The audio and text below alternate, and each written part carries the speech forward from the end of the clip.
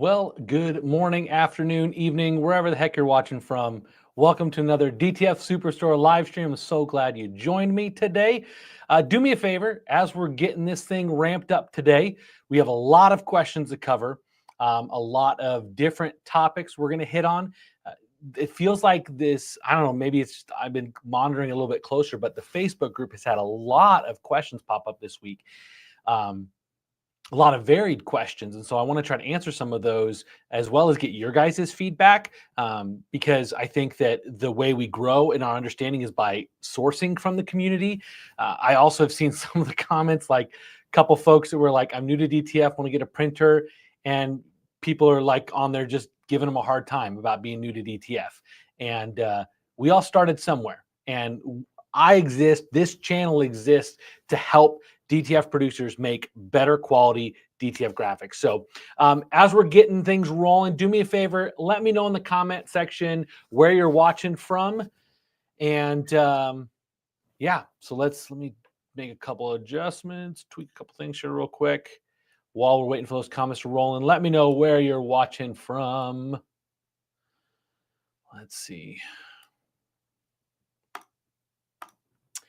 Barry, that is a wonderful question.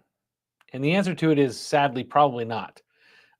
We have long been searching for a quality. Well, actually, we do sell a 13-inch. We sell the Prestige R2 Pro. So we do sell a Prestige R2 Pro. We have spent much of the time I've been here, trying to source like a smaller desktop type printer. And that Prestige R2 Pro really does a great job. We've tried sourcing from other manufacturers, and it's been a mess and a half trying to find something that works well, that is consistent, because our big thing here is that you got to be up and running. And if you're not up and running, you're losing a ton of money, ton of business, and that's just not sustainable. So we've tried sourcing stuff. The Prestige R2 Pro is a good solution. It's not the cheapest thing out there, but it's a good solution for a 13-inch desktop style. It's not as small as an L1800, but it'll work, and it'll work way better than the L1800. What's happening in Master Graphics New York City? Awesome. Anybody else, let me know where you're watching from. We're going to jump right into some of these questions that have come up on the Facebook group specifically. And then I want you guys to chime in. Let me know your thoughts on what you're seeing from these photos that I'm going to share. And also share your thoughts, comments, questions. If you have them, put them in the chat and I will answer them today. So let's start out. Let me pop over to Keynote. Oops, and I just realized, hold on one moment, please. I realized.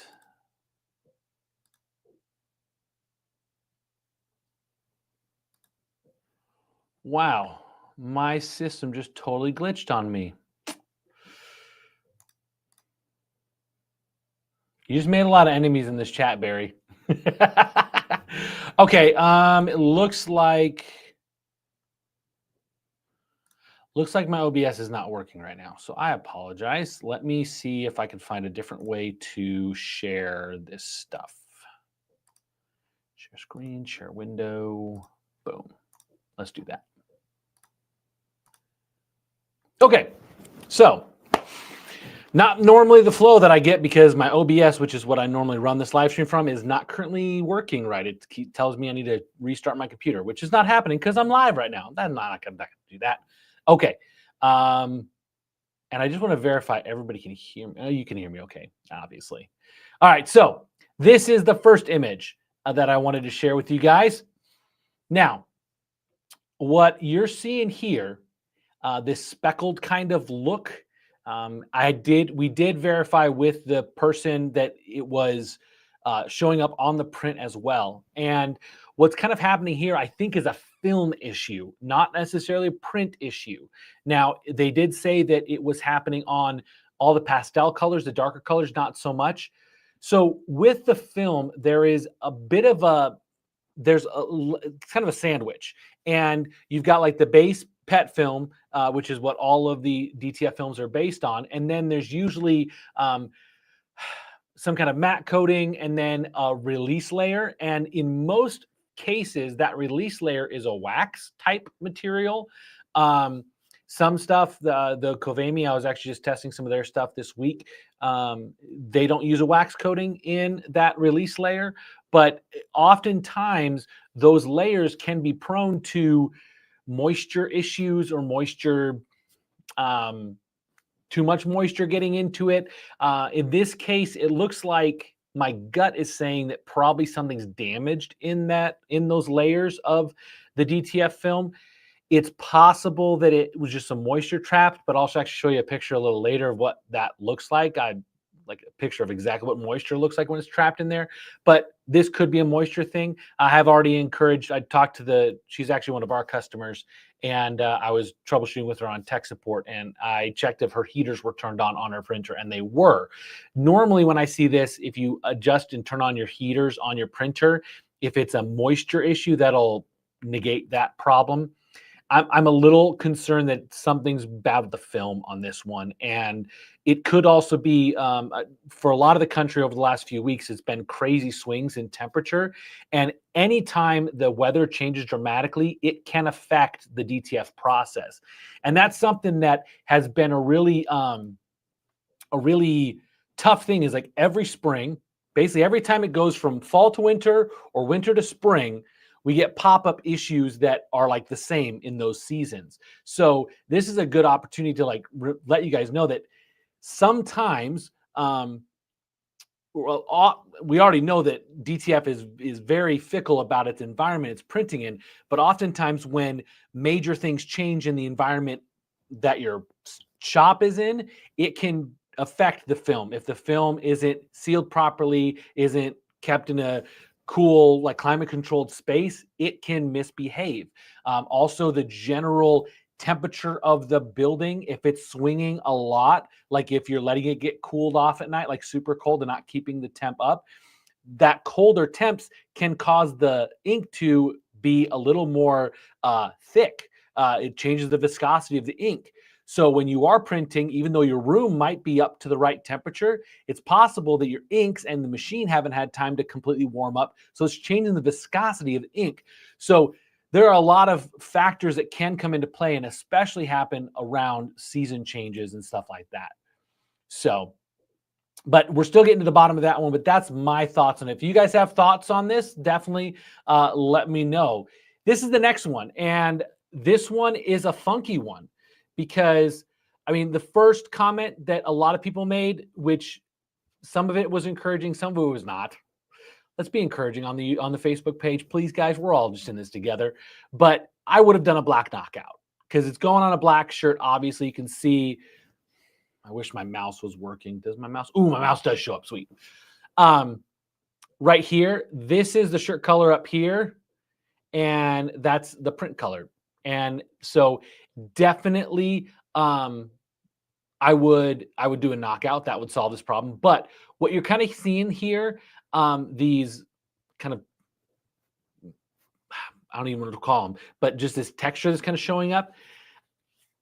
Sometimes that wax, we mentioned just in the last little bit, that the wax coating, that is the release layer, sometimes it leaves some of that wax on the transfer. That's part of why some transfers feel super, super like smooth and like rubbery almost. That's actually probably that wax coating staying on there, which is why for some second presses, it depends on the film. This isn't every film, but some films will leave a lot more of that wax release layer on it, which is why you get more of that rubbery kind of texture. Which is also why if you heat press with like a craft paper or something like that, it has the potential to melt and kind of pull that wax out of the top of it. I don't know if you guys have ever used the hack where you, if you have a candle wax that gets on carpet, if you take a brown paper bag, put it on the wax and use an iron, the wax actually wicks out of the carpet up into the brown paper bag. So I encourage the poster to try something along those lines. At this point, it's probably thoroughly embedded into it, so I don't know if it's going to totally get rid of it. But my guess is that something's kind of failing in that coating, that top coating or the release layer that is above the ink, but that comes off when you peel the film. So that's kind of what I think is probably going on there. Blackout all the way. Yep. Black knockouts are huge. If ever your shirt's black, get rid of that black, because black is the the color that uses the most ink to produce. So if you get rid of the black, you're going to save a lot of ink costs on your print. So definitely do knockouts. It's going to solve this problem. And actually, it's funny, there's a couple other posts that you're going to see that a black knockout probably would have helped completely. I know the thumbnail I put on this video was DTF is super easy, right? And we all know, for those of us who've been doing it, it's not super easy, but that doesn't mean you can't make amazing stuff, right? You just got to learn. You got to learn the tips, the tricks, all the little hacks. A lot of you guys are just like, I'm just a printer, I don't do graphics. Guess what? If you don't have somebody in-house to do graphics, you need to figure out graphics, because a lot of the problems people have with prints looking like garbage is just bad graphic design, like bad graphic design.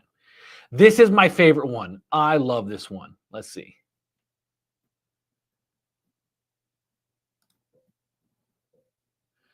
I see here low white and humidity. Are you referencing this last image?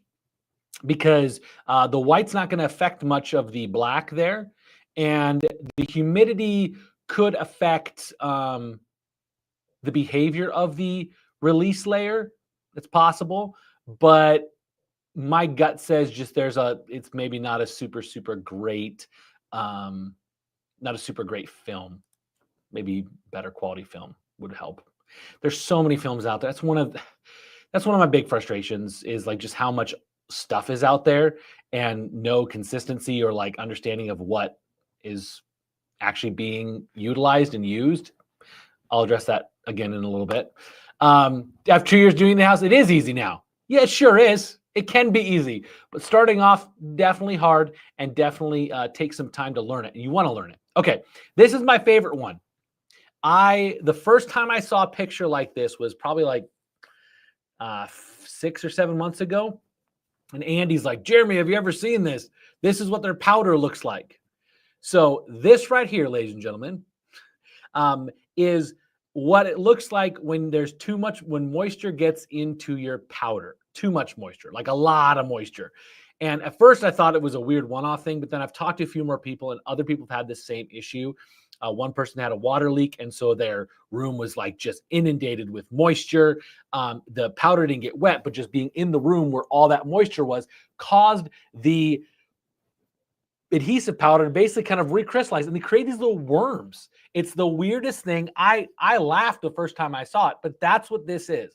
This is moisture getting into your powder and causing it to kind of crystallize in these little worm forms patterns. This person is using a sieve or a little wire strainer, mesh strainer, to get rid of the bigger particles that find their way into your powder. But yeah, the first time I saw this, I lost my mind. I was laughing so hard. Glue worms. Yep, 100%. TPU worms, baby. Not tapeworms, but yeah, that's got to be one of my favorites. All right. This hurts my soul.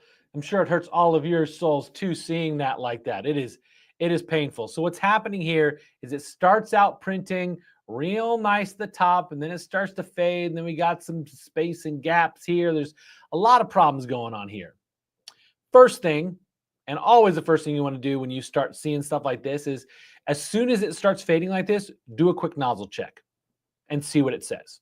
See if there's breaks. If there's no breaks, there's something weird going on, but usually there's some kind of breaks. If there are no breaks, look at your damper and see how full is your damper on those white ink. If the round part of the damper is less, I don't think I have a damper sitting here on my desk. I usually have random odds, bits and pieces. No damper on my desk.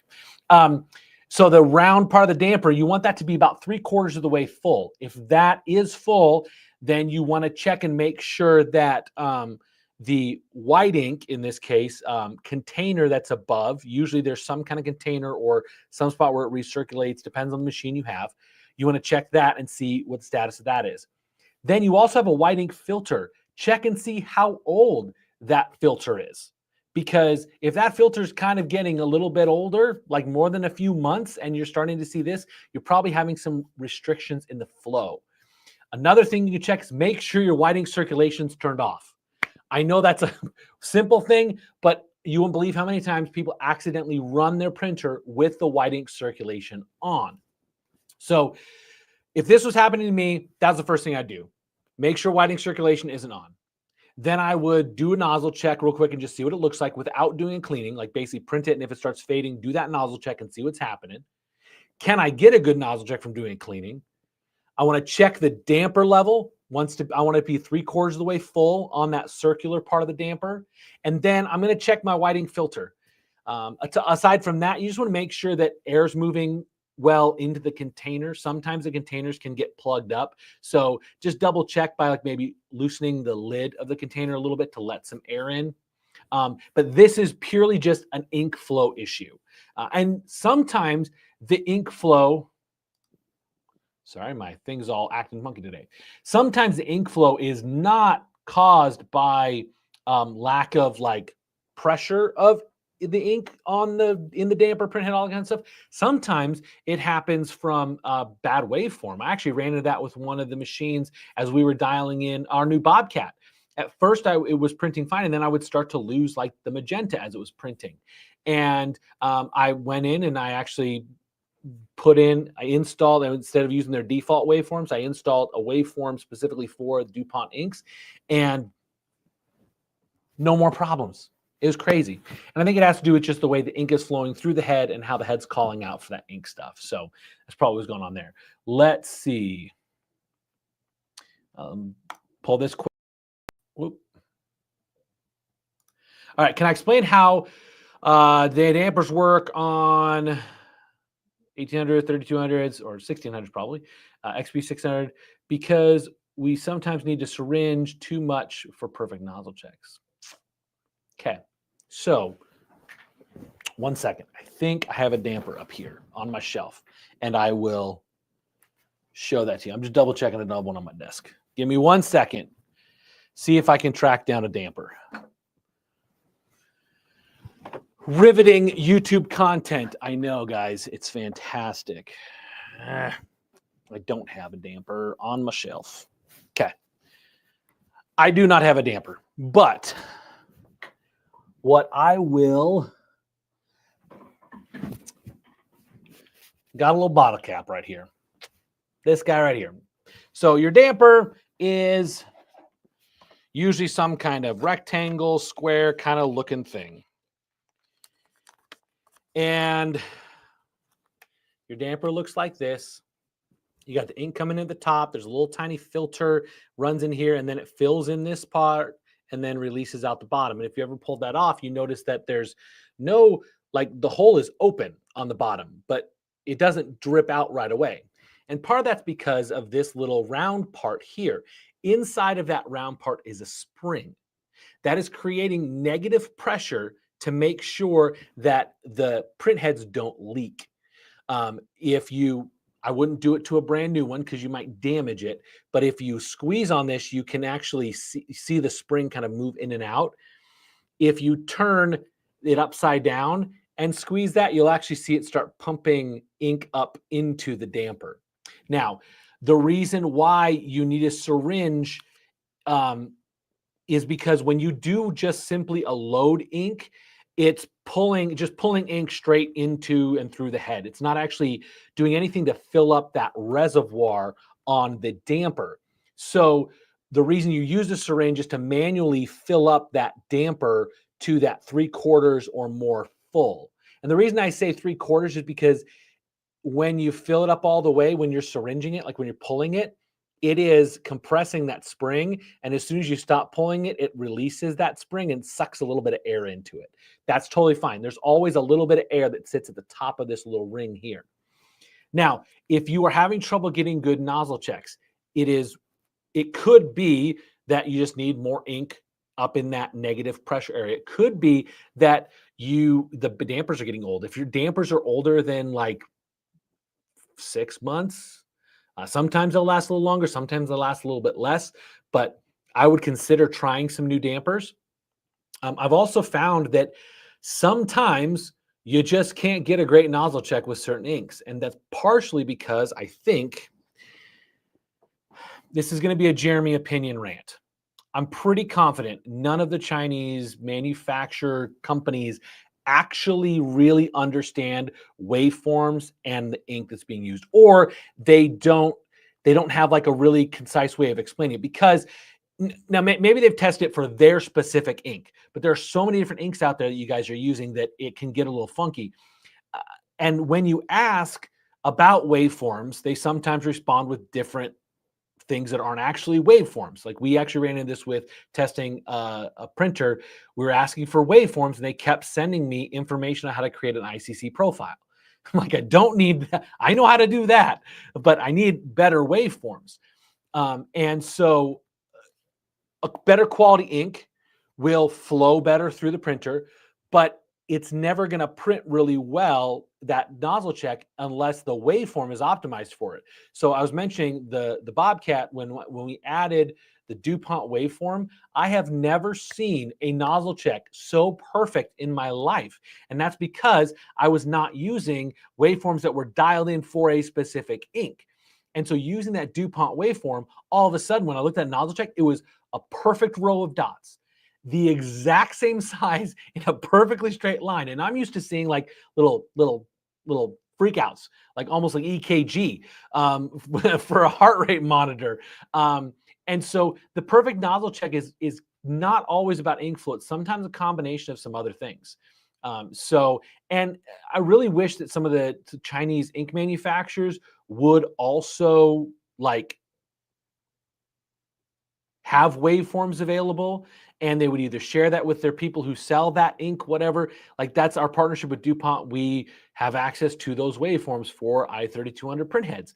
And so we're getting a lot better results. Now, if you've already got your system dialed in with just what's there and you got it to work, go for it, stick with it.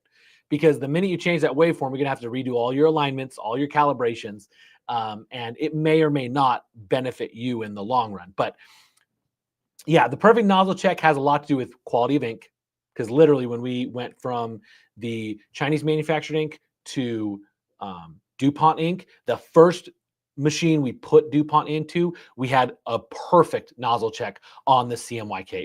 It was better than we'd ever seen. And the white was flawless as well. Now, obviously, with the new waveforms that are dialed in for it, it's even better. I didn't know it could be better, but it's been a totally different experience. So quality of ink matters a ton for how good your nozzle checks are. And that may also be because there's air in the system. There's a whole bunch of different reasons why nozzle checks won't look perfect. I hope that kind of answers your question. I know we went off on I went off on a little tangent, but I hope that answers your question. Hey, Kevin, thanks for joining. Appreciate it. All right, I got a series of questions, so let's hit them up. Can I tell more about our signature film currently available for sale? There's a roll that I am going to be testing and making a video on this week. So I should have more information on that, or video on that, in the next week or so. Exactly kind of the experience we're going to, just looking for, we're always on the pursuit for a better quality, more consistent film. And so that's why you're going to see a few more things pop up as we're testing some new stuff, trying some new stuff out. This has already been quality controlled by some other folks that we trust in the industry. But I'm going to do a video on it this week, so, or probably next week. So you guys will be able to see how that works. I'm not sure if we're going to have it in 32-inch yet. I'll have to get back to you on that. On a Maki printer with a 1447 20 and 8 passes, but we find printing speed a bit slow. The recommendations are speed settings adjustments to increase the printing speed. So generally speaking, the Mamaki is a little bit slower. The TXF 300 can do about 60 square feet an hour, probably at that resolution. Because I think the print modes we built were 1440 by 720 and 8 pass, I think. Maybe I was doing a 6 pass, but yeah. So the biggest thing for getting a little more speed out of that one is using the full print width. So 32-inch film will help you use more speed out of that, because if you go down to 24, because it's picking up some of its speed from its horizontal movement. So if you run it just 24 inches wide, it's going to be even a little bit slower. depending on what you're printing, you should, like if you're just printing all white graphics, you can usually do a little bit lower resolution. You might be able to get a little bit more speed out of it. But yeah, you're kind of limited on the speed you can do is really limited or is dictated by what you're trying to print and what your printer is just capable of. We are also experiencing issues with the white peeking outside. Choke settings don't seem to help. Is there a way to adjust maybe the printer head? So you've got the Mamakis. There should be some alignment stuff. It depends on which direction the white's peeking out. If it's peeking out up, down, like as it's printing out in this direction, check your feed comp. It's what it's called. It's called feed comp. And you can use that to adjust to make sure the film is feeding out properly. Your choke settings, really, you shouldn't need to go any bigger than 5 or higher than 5 or 6. And you shouldn't have the white poking out. If the white's poking out other places, it means you might have some semi-transparent pixels around the edges of your graphic that you're not aware of. So you might also check your artwork. It's not always the printer. We actually had one of our techs the customer was convinced that the printer was not set up properly. And our tech was just racking his brain trying to fix it and figure it out. And eventually I jumped on, I said, send me that graphic, and found out that the graphic had a bunch of semi-transparent pixels. Estevan, what's happening? Dude, I can't wait for that little video to come out. Estevan and I did a competition, blindfolded placing of a left chest logo. I am not good at placing left chest logos, but they wouldn't let me press it blindfolded. Something about safety. I don't know, whatever. It's fine. Good times, Estevan. It's great to see you at the show. All right. Any tips on setting up the oddly? Ooh, nope. I got nothing for you. Sorry. We have some UV DTF machines. We just haven't dove into that super hard because most of our clients, our audience is all about shirts. So yeah, so that's kind of where we keep our wheelhouse. All of our stuff is in there. So I don't have any experience with it yet. If we do we do offer the DTF Station Aries. They have 2 UV DTF printers. We do offer those, but we don't have any videos on those yet. My biggest thing for the UV DTF is, yes, I know it's like a great option for basically stickers where you don't have to weed and cut and stuff like that. But like with shirts, I can tell you exactly how you can make some money, right? Like you can buy your shirt for a blah, blah, blah amount. You print your shirt. It costs 80 cents or whatever for the actual materials. And here's what you can sell it for. I personally not seen a big, strong like showing of a good business model for the UV DTF stuff. It's amazing. I love it. It's really cool. I actually have one on the back of my car. I printed a little QR code sticker and stuck it on there, and it's been on there since June of this last summer. And Arizona sun is like brutal on stuff. So I want to test it that way. We're gonna get back in some questions in a second. Yes, Estevan and I have competed before, and last time I beat him. Love you, Estevan. But this time, you guys have to watch the video. Go to All American Print Supply, their YouTube channel, and I'm sure it'll be alerted when you guys see it. But yeah, it'll just be a little short. It's not anything super long, but I think he probably did beat me. But I'll let you guys be the judge. But I'm pretty sure Estevan beat me. He's better at placing left chest logos than me. All right. Let me get back into a couple of these questions or a couple of these issues we ran into on the Facebook group. Let's do a little fast. This one. Ooh, I love this one. This one, again, hurts my soul when I see it. And I'm sure and that's the thing is like, there's a lot of comments on the Facebook group about like, they're like, you didn't press it good enough, or you didn't press high enough temp and pressure. This one, I think that they either didn't have enough adhesive powder stick to it, or it did not, or their adhesive powder went bad. Your adhesive powder can go bad. Just be aware of that. If it sits open for a super, super long time, it can go. Pre-press the garment. You know, that can help, but in this case, I don't think it would have, because in all of our testing, you don't have to pre-press. I've never seen a situation where you had to pre-press. That being said, if something in your process didn't go right, it's possible the pre-pressing might help mask another issue in the system.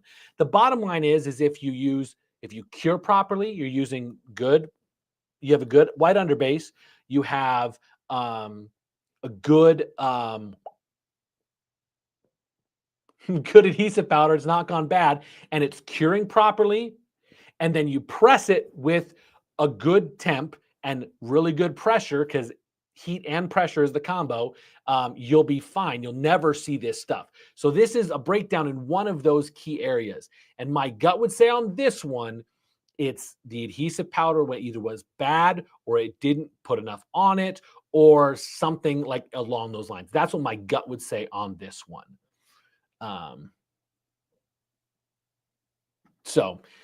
But that's the problem is you get in there and people will say one thing for the answer of what's causing this. And the problem is why DTF is hard. It's not easy. The fact of the matter is there's like 6 or 7 things that could be causing this. So that's one of the reasons why I'm trying to come up with some more like workflow ideas. If you guys saw my video I posted yesterday on YouTube, I've introduced this concept of the hierarchy of softness as people are chasing softer, like how to create softer DTF graphics. It's not just one thing that makes it softer. It's usually a handful of things. And some things have a bigger effect than others. So I did one on the white underbase. I'm going to do a whole series to cover this entire idea of this hierarchy of softness. But yeah. Yep, we're all learning constantly. That's the thing, guys. I do not speak from a place of like having figured all of it out. There's still stuff I'm learning. There's still stuff I figure out every day. And that's part of why I really enjoy what I do here, is because like I learn something new every day. It's fantastic. Yeah, it can be. But like I said, if you get the right training, if you get the right assistance and help, and that's part of the problem with the industry, is that there's so much random information because this industry got started by tinkerers. People like to tweak and play with and mess with stuff. And so they started sharing what worked in their like little vacuum of their little shop in that one little area. And there's no standardization in the industry. And so you get all these random ideas of what causes this. And you get all these random ideas and it's like, oh, this thing causes it. But it's like, no, it's like 5 different things that could cause this. And so it definitely can be hard. And I understand why there's some folks on the Facebook group that when somebody new comes in and wants to ask questions about printers, you're like, just buy transfers. I get that. But y'all started someplace. Y'all started learning, right? And I think there's opportunity. There's massive opportunity. It's not like we're nowhere near saturated yet. There's massive opportunity. And so we're just going to keep, at least at DTF Superstore, we're going to keep teaching what we can to try to give some standardization to this industry that has no standardization. All right, next picture. Oh, whoa, wait, whoa, ooh. Y'all saw that.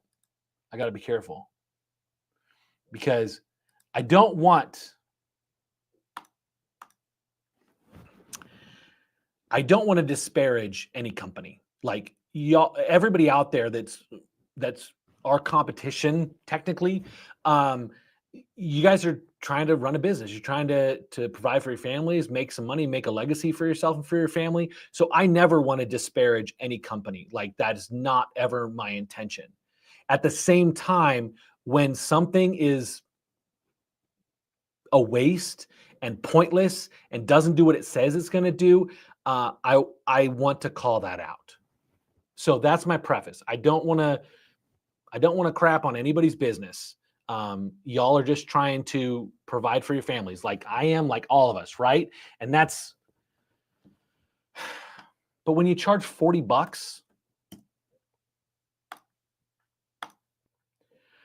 for a spray bottle of scented water, I actually don't have a clue what's in it. I really don't. But this has been posted multiple times on the Facebook group, so I figured I would address it here. I actually also made a video about it. I'm editing it right now. It'll come out probably tomorrow. But I don't know what's in it. I don't know what's in that liquid. And that's a problem, right? So it says it makes it feel softer, it's more breathable. In my testing, it doesn't. It's basically just scented water. It smells like vanilla on mine. I know somebody else said theirs smelled like vinegar. Um, but it doesn't do anything. Like I tested it, and I don't like when you push something. It's like the idea of like snake oil salesmen from back in the olden days, whatever. Um, saying that something is gonna like change. I just don't understand what the thought process was behind it, because it is just a liquid. Now, the Covami guys were mentioning that maybe it was trying to like simulate a first wash, or almost like steam it or whatever. But the fact that I don't know what's in it is concerning, because then I don't know what I'm spraying. I don't know what I'm breathing in. I don't know what kind of fumes it's giving off. I did have my VOC meter nearby and it didn't freak out, so I can assume that there's nothing bad there. But I don't know what it is. And that's part of the dilemma I have with our industry, is like half the stuff is like we don't know exactly what we're dealing with. We don't have SDS sheets on a lot of stuff. Some stuff we do for sure, and those companies is great because we know what's in there. But I just don't love it. It kind of frustrates me. So of course, as soon as I saw an ad for it, I bought it immediately because I wanted to test it, because I wanted to see. Because sometimes I'm surprised. I'll be the first to admit that sandpaper I thought was the dumbest thing I'd ever heard in my life. And it actually works really good and it feels really nice. And now I'm trying to source sandpaper that's big sheets without adhesive on the back of it. I still can't find any. So yeah. So I wanted to address that. Again, I don't want to like disparage anybody's business, but I also want to call out ridiculous claims, and I want to call out when there's stuff that could hurt people in the industry, i.e., spending $46 for something that doesn't do anything, or who knows what it's like letting off into the air. You'll see on the video, I did accidentally get a little bit of mouth. And FYI, it's not flammable. I did test it to see if it was flammable. It's not. So there's no like alcohol in it or anything like that. So it's just weird. I don't love it, but agree. Let's see. Yep. If it has the word magic in it, it's probably BS. I would agree entirely. So, okay, let's get back into this. Pictures. Here we go. This one, I'm going to say the last one you guys saw, I said was a cure or powder issue. This one, I'm going to say is a pressure issue, because it's kind of like all over it and it's just kind of wavy and stuff like that. So again, with DTF, it's heat and pressure, both. You got to have both. If you tell me the heat, like your settings that you pressed with, if they're not like our standardized temps and pressures, I can 100% tell you what your experience was before. Because if you were a screen print, or if you were a HTV person, like a Cricut and HTV vinyl or sublimation, you don't use enough pressure. If you were a sublimation or screen printer, you use way too much heat, almost across the board. So if you have wondered what like some good like rule of thumb numbers are, on our website, dtfsuperstore.com, if you search pressing cheat sheet, there is a cheat sheet that we have like actually gone and like tried out a bunch of different companies' transfers, and we've tried pressing, and we found that the ranges on that sheet work kind of across the board on almost any DTF that you come across. Now, there are some where you can print faster, you can print or press a little faster, you can I lost my brain. Temperature can be a little bit different, like our Super Plus. You can actually press at a lower temp. But those numbers on that pressing cheat sheet will work for pretty much every DTF across the board, no matter what. And we've tested that. So, but yeah, you guys are right. Yep. Low pressure. Look at all the wrinkles. Hey. Are you talking about me? Are you talking about the shirt? Because I'm getting old. I saw a picture the other day. Whew. Kids will do that to you. Anyway, next one. This one. I love this one. So there were a lot of different ideas on what was causing this issue, this little thing where it was connecting to each other. And a lot of people thought like maybe there's too much underbase, all these different kind of things. What I think it is I think that those graphics were so close to each other in whatever editing software. So if it was Illustrator, they were so close to each other that when it rendered out as a raster, it thought that it should that middle section, the best way to render it out was to create some pixels, some semi-transparent pixels between those two edges. I would love to see the actual graphic file on this to be able to zoom in and look at that, but that is my gut. You can also see here on the edges, see how the edge is a little bit lighter? Guarantee you there are some semi-transparent pixels on that edge. And if I can tell you one thing that will make all of your stuff print better is learn how to kill semi-transparent pixels. And I did a live stream on it like months ago. If you go to our YouTube channel and click on live streams, it's like semi-transparent pixels or kill semi-transparent pixels or something like that. I will create a video that's just that. That's not like in the mix of like a whole live stream, but that is like the number one thing that is super easy for you guys to do as a printer to verify and make sure something doesn't have semi-transparent pixels. Now, if they're sending you gang sheets, there's really not much you can do about that. You're just printing those gang sheets. But if you're printing the graphics like in-house, you're building out the gang sheets and stuff like that, it's a good thing to kill those semi-transparent pixels. It could be wrong, Choke, but my gut is definitely saying, especially because I'm seeing this like highlighted edge right there, that there's some semi-transparent pixels and those graphics were just, those letters were just too close to each other that when it rendered it out as a raster from a vector to a raster, it saw that as almost being connected, but not quite. So it created semi-transparent pixels that connected it together. Because that's what it's trying to do. When it's going from a vector to a raster, it's trying to figure out how to smoothly create these lines and edges and curves with squares, because pixels are squares. So that's kind of what's happening when you go from a vector to a raster file, whether it's PNG or literally going into the RIP software. Yep, 100%.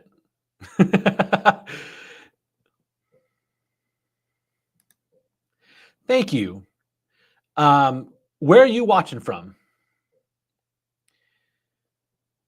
Because I'm guessing I say that first name with an accent, because all y'all from the South, if any of you all watch from the South, you're probably giggling right now, right?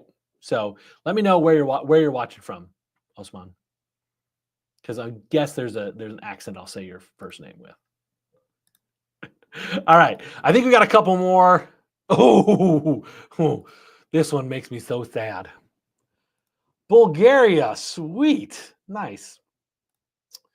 All right, so this one, couple things that I'm seeing here. My gut would say your ink separated. And the reason I'm saying this is because the way that white is kind of pooling up around the edges, sometimes it's a flooding situation. So I have seen this, something similar to this, where you've laid down more ink than the film can actually handle. And so, so you end up basically, it's like think of like a sponge. So that ink absorbing layer on the film can only accept a certain amount of ink. This is a spot I wish there was some standardization that people would like actually let us know, like what the ink volume, like how many microliters of ink a square centimeter of the film can handle. I would love that information. That would make my life so much easier. But instead, I have to just test and see what happens. Anyway, so oftentimes when it floods, you'll see the ink color below and the white kind of mix together, and it kind of becomes this nasty conglomeration. I was looking to see if I had a picture of something like that, and I couldn't find it. This looks to me like the white ink is separating a bit, and you're getting more of the thinner stuff without the pigment in it, just because of the way that it's kind of like pooling up. And I'm my gut saying that because like the way the viscosity of the ink looks when it's has the pigment mixed into it. So that's why you got to keep the white ink agitated, because it will separate and you'll get the thicker stuff at the bottom. Sometimes that thicker stuff will go like past where depends on how your ink comes out. because depending on the printer you have, your ink might pull from directly from the bottom or might pull from just above the bottom a little bit. But my gut on this one says it's probably the thinner ink from above. Recirculate.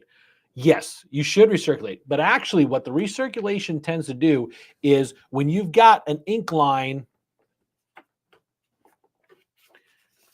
let's pretend this is one of your ink tubes that's going into your printer, right? So when you let it sit for a day or something, all the ink that's in that tube there, it's going to start separating. And so this bottom part's going to become a little thicker, more viscous liquid, and up here is going to be a lighter. It's kind of like whole milk versus skim milk. I don't know if anybody's used that example, but yeah, it kind of becomes whole milk and skim milk, and the recirculation just pumps fresh ink through there to get rid of all that stuff that's kind of settled. Yeah, it could be expired ink as well. That is totally possible. So that those are some definite real possibilities, but this looks to me like some skim milk. All right, let's see. Can't remember how many more photos we have. Ooh, oh, banding. Banding is the bane of everyone's existence. Am I right? Like, if you've done DTF, you've had banding. Just plain and simple.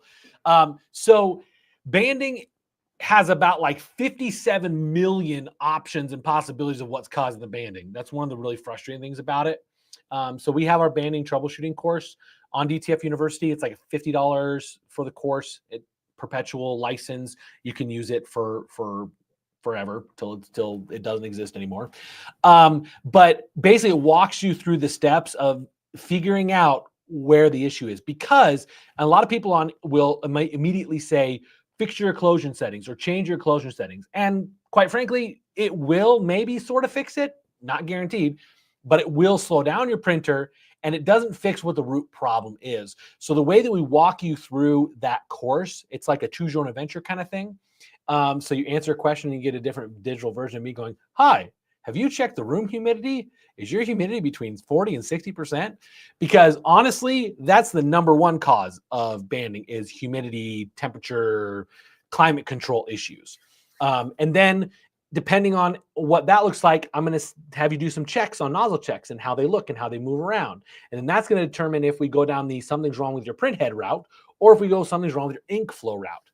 Another thing that I have learned from doing a lot of ICC profiling is sometimes the banding just comes from just like bad ink management. And this is something that I actually realized I need to go fix. I need to go re-record the NICS color profiling videos that I've done.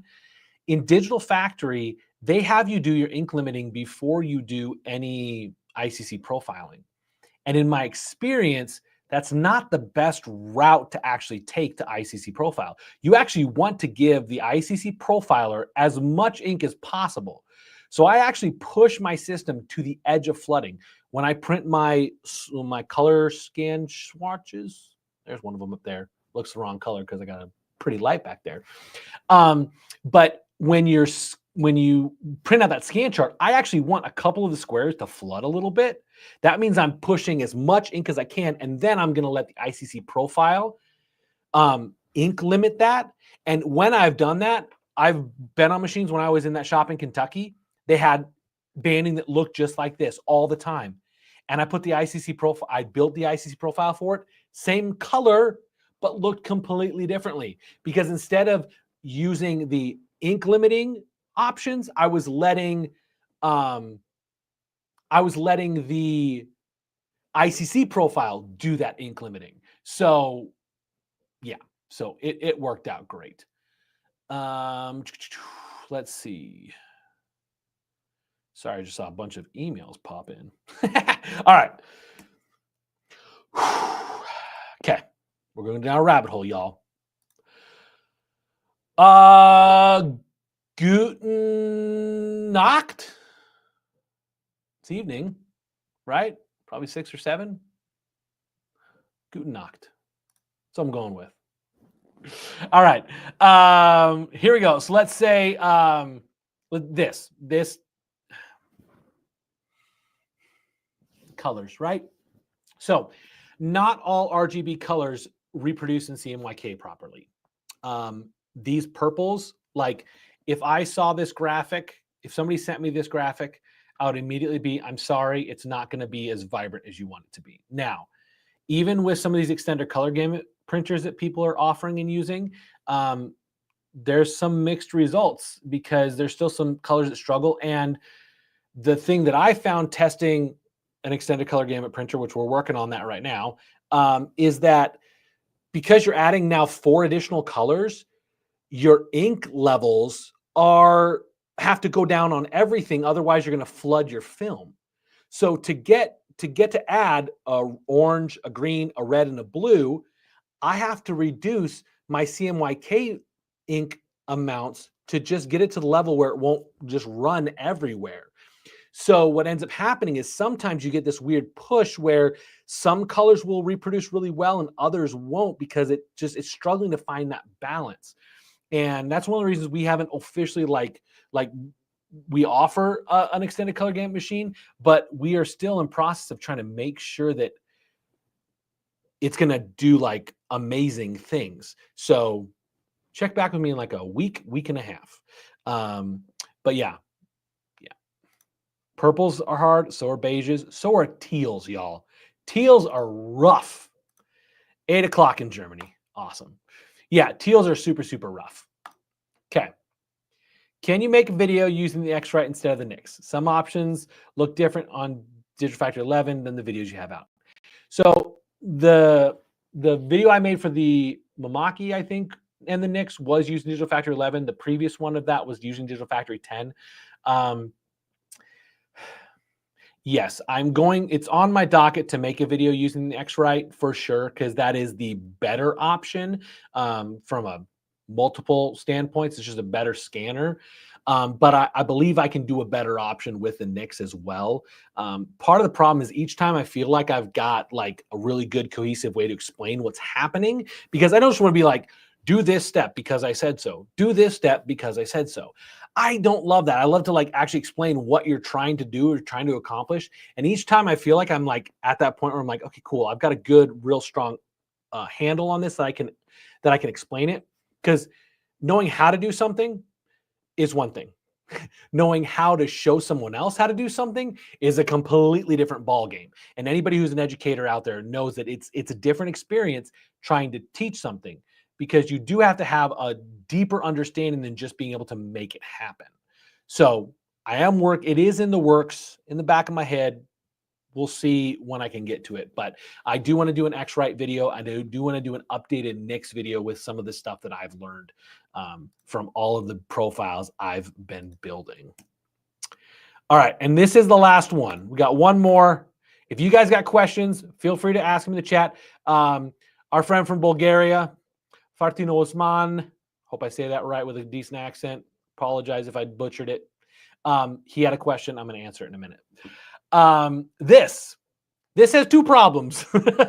Banding is one of them. It's what you see in the tan right there. It's pretty something fierce.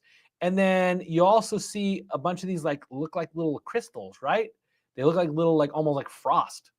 That is moisture trapped in between the ink absorbing layer, or between the ink and the film.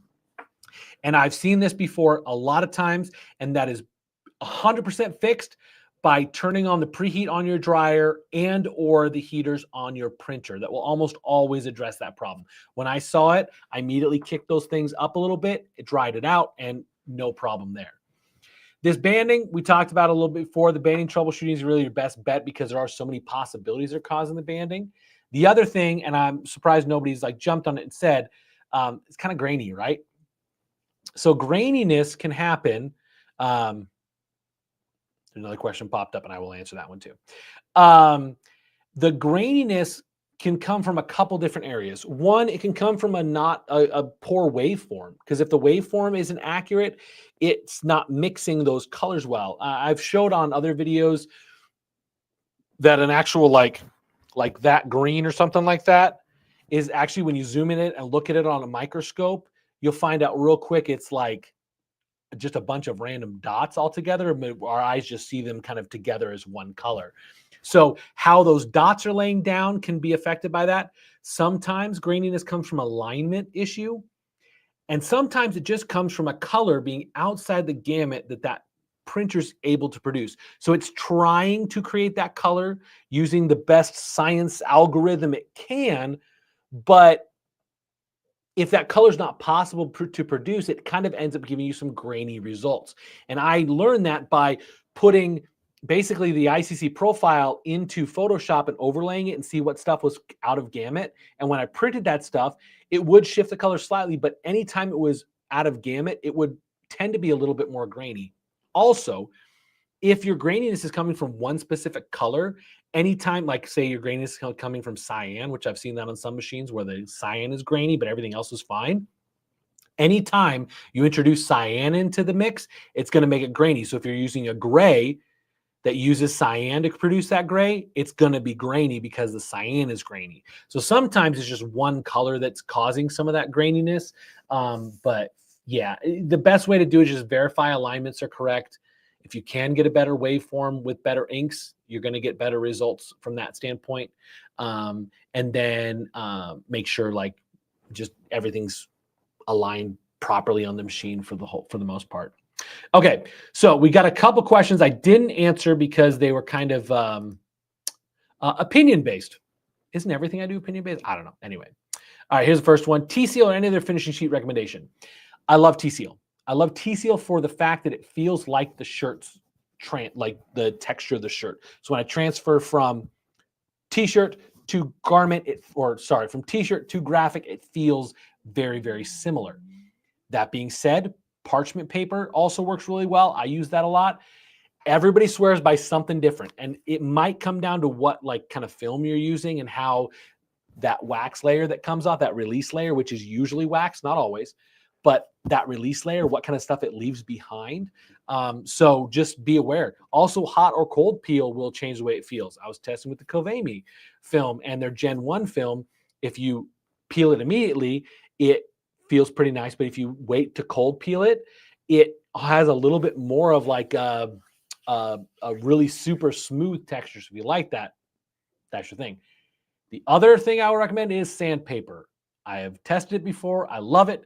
80 grit sandpaper makes it feel a little bit more like a screen print texture. So my advice to you is find what you like and find what your customers like. But we do have a video, second press showdown. If you look up that on YouTube, you will see I tested like 12 different second press materials. But I tend to like it where it absorbs the shirt's texture. I tend to like the way that feels better. How do you service DTF smoke purifier when it's sucking smoke and releasing it? So if you are smelling something, your charcoal filter is bad. There's usually two filters in the smoke purifiers or the fume extractors, whatever you want to call them. There's usually two filters. One is a HEPA filter and one is a charcoal filter. If you're smelling stuff, charcoal filter is going bad because the charcoal filter is what makes it smell better, gets a lot of the odor out. Charcoal filter is what your refrigerator uses at home, unless you're using an RO system. It uses a charcoal filter. That's what takes the unpleasant taste out. It cleans up the taste of it. Charcoal filter does the same thing for the air that you're filtering out. And then, sorry, my Instagram stream just went dead because we went over an hour. I guess I can't stream to Instagram for more than an hour. Interesting.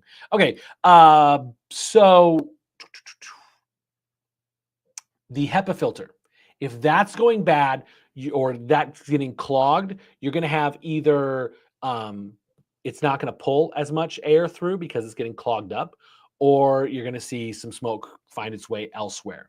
So the way you service that is you're going to get a replacement filter, both the HEPA and the charcoal. One or the other may or may not need to be replaced every single time. I suggest having a couple extras on hand just in case. But you want to pull out that HEPA filter and take that opportunity when it's all shut down to wipe it out, because there's going to be glycerin all over the place, because glycerin loves to find weird places to condense. It's just the nature of what we're working with. So just try to figure out how to wipe it out and stuff like that, and then put that HEPA filter in. Same thing with the charcoal filter. Pull the charcoal filter out, wipe down if there's any glycerin in that area, put it back on, and you're good to go. But yeah, usually there's two filters, HEPA filter and a charcoal filter. Some machines might have a pre-filter, which is going to be like kind of more of like a spongy mesh material that's going to kind of catch some larger particles. I think it's just another opportunity to catch some glycerin. So let me figure out what's going on, freaking out at me. All right, let's see. There was another question up here a little earlier. So, best printer for small companies. Stay away from the desktops, generally, especially converted machines. The converted machines are just maintenance nightmares. Can be. Some people, it works okay for them, and people have found some success. But generally, I will say that the converted desktop type machines are always going to give you hassles. So what I would do is I'd find something that's in your budget, maybe a smaller 2-head or something like that. i3200 would be great, just from a cost standpoint. I know you're in Bulgaria, but like our Bobcat is a little 2-head. It's only like $12,000. It's pretty easy to recoup your money when you can print 60, 90 square, I think you can do 90 square feet an hour on that thing. So I would just try to find something that, the biggest thing I would say is get someplace where you can get some support, both to help make sure your machine keeps running. And I would talk to people, talk to end users who have had success and stuff like that, who they talk to. Those are some good tips to try to find someone in Bulgaria that can potentially help you out. But stay away from the converted machines. Even the ones that say that they're DTF, like if they look like an L1800, an Epson L1800 or something like that, they're not necessarily a purpose-built DTF printer. So, and the ones that maybe look like animals on Amazon, I don't know that I would go that route either. Again, some people have had really good success with that, and awesome. Awesome, awesome, awesome. All right. Let's see. How do we fix when we got moisture in the first press? What can we do on second press? So if the moisture is in that, like that layer, like the little crystals we saw, this one, those are going to show up in the press. Plain and simple. You're just going to have to reprint it. If you find your shirt has too much moisture when you're pressing, like maybe a batch of shirts, you might need to pre-press those to get rid of some of that moisture. But usually within a couple presses, you're getting rid of all of that moisture. Unless you're using like Teflon or something like that, because then that's not going to want to allow as much of the moisture to release. I would use something that's a little more porous for your second press. I would use either a parchment paper or like a craft paper, something like that. I wouldn't use a butcher paper carefully though, because some butcher papers are coated and some are not. So just take that, be careful with that. But you want something porous to let that garment and everything kind of breathe to let that moisture get out. I hope that makes sense. Yeah, the sandpaper. It was the most ridiculous thing I'd ever heard, and I actually love it. So, all right, I think I got everyone's questions. I'm going to scan back up through the questions. We're a lot of interaction today. Thank you guys for interacting. If you got questions, ask them. I'll still answer them. I know we're over the hour mark today. I don't often. I try to keep it at under an hour. Usually I try to give it like 40 minutes. But let me check and make sure I don't have any other questions in here. Keep an eye out on YouTube. I am going to post the video about that magical liquid. I'll post my tests on it and what I saw. A lot. And again, like I said, I'm not looking to disparage any company, but I also don't want you guys to go buy stuff that doesn't do any good. And I'm going to do more of this whole hierarchy of softness stuff. I'm going to cover some more of that stuff. So lots of cool things coming out soon from me and the rest of the crew at DTF Superstore. Okay, I think I got them all. You're one of the OGs, Matuba. You're here like every other week, every single time we do this. So thanks for tuning in every time, and thank you, Bulgaria. I don't think I've had somebody watching from Bulgaria yet. I love that we're all over the place. We're global around here. It's fun. But yeah, let's keep up the encouragement, y'all. We could all use it. And as we're heading into spring, just be on the lookout if you're a DTF producer, as the weather changes, you're probably going to have some stuff pop up. Ooh, we got a question. I'll come back to that thought in a second. Printing on Epson F2100 DTG printer, do you recommend preheating before powdering, like hovering under a press? No, you don't need to preheat it. Just let it sit for a minute. We did a video on how long is too long to wait to powder, and we found that you really need to let it sit out for like a minute and a half, 2 minutes. If it's on some kind of heated guide plate, sometimes you can do that faster. That's why on the systems that run like all through the dryer shaker, you can use there's a preheat there, and that part of what that's doing is tacking up that ink. So literally when you're done printing, you can just set it off the side for like a minute and a half, 2 minutes, and then you can powder it and then it'll be fine. You can actually sit it there for a lot longer. When I did the test, and you can go find that video, just look for how long to powder or something like that. It's one of our, it gets a lot of views every month, which is surprising because I thought it was like just a random video I was going to do. But okay, did see that video. Sweet. So yeah, so it really, anything between like, just wait at least a minute and a half before you powder. Otherwise you're going to end up with a lot more adhesive powder on it. And I wouldn't let it sit there for more than like 20, 30 minutes. I did notice at the 30-minute mark, if I remember correctly from the video, it's looked dramatically, it looked different on how much powder was accepting. So yeah, so just literally print it, sit off the side and get that next print going, because we all know the F2100 is not the speediest boy for doing DTF. But yeah, so just pull it off the platen, set off the side, and maybe have a little kitchen egg timer or something like that to just keep track of your time, just to make sure you don't forget about it. But if you do happen to forget and go back, you've got a good solid half hour before it's totally not usable. So anyway, all right. Thank you. Thank you for tuning in. I appreciate it. Y'all, again, keep an eye on your stuff as the temperature is potentially beginning to change. We had like a cold couple weeks in Arizona. It only got up to like 57 a couple days. That's chilly for us. And I know everybody that's not in Arizona is going to complain at me for complaining about 50 something, but it's already starting to warm back up here.